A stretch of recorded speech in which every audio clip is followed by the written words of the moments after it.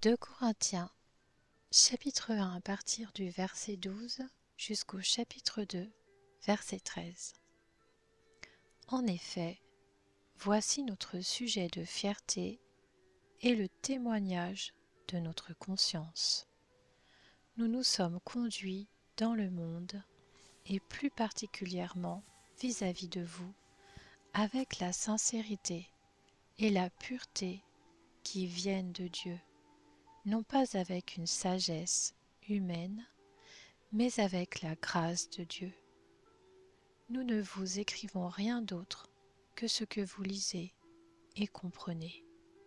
Et j'espère que vous comprendrez complètement, puisque vous l'avez déjà compris en partie, que nous sommes votre sujet de fierté, de même que vous serez aussi le nôtre le jour du Seigneur Jésus. C'est avec cette assurance que je voulais d'abord aller chez vous, afin que vous puissiez avoir une double grâce. Je voulais passer chez vous en me rendant en Macédoine, puis revenir de la Macédoine chez vous, avec l'espoir d'être soutenu par vous pour mon voyage en Judée. En formant ce projet, ai-je donc fait preuve de légèreté, ou bien mes décisions sont-elles purement humaines, de sorte qu'il y aurait en moi à la fois le oui et le non? Aussi vrai que Dieu est fidèle, la parole que nous vous avons adressée n'a pas été oui et non. En effet, le Fils de Dieu, Jésus-Christ, que nous avons prêché au milieu de vous, Sylvain, Timothée et moi, n'a pas été oui et non. Au contraire, en lui, il n'y a que le oui. En effet, pour toutes les promesses de Dieu, c'est en lui que se trouve le oui, et c'est donc aussi par lui que nous disons Amen à Dieu, pour sa gloire. Or, celui qui nous a fermis avec vous en Christ et qui nous a consacrés par son onction, c'est Dieu. Il nous a aussi marqués de son empreinte et a mis l'Esprit comme un gage dans notre cœur. Quant à moi, j'en prends Dieu à témoin sur ma vie, c'est pour vous ménager que je ne suis pas revenu à Corinthe.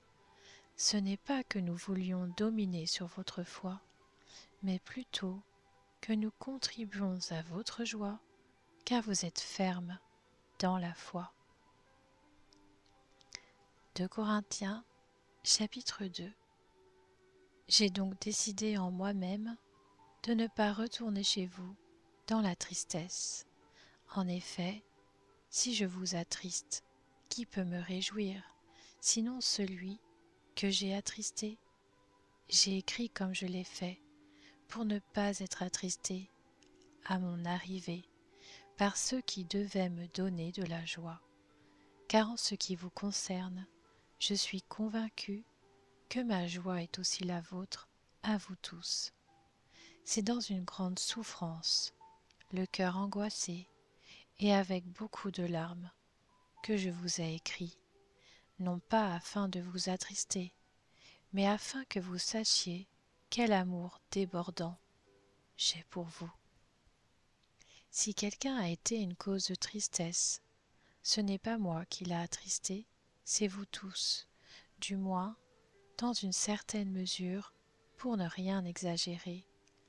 Le blâme qui lui a été infligé par la majorité d'entre vous est suffisant pour cet homme.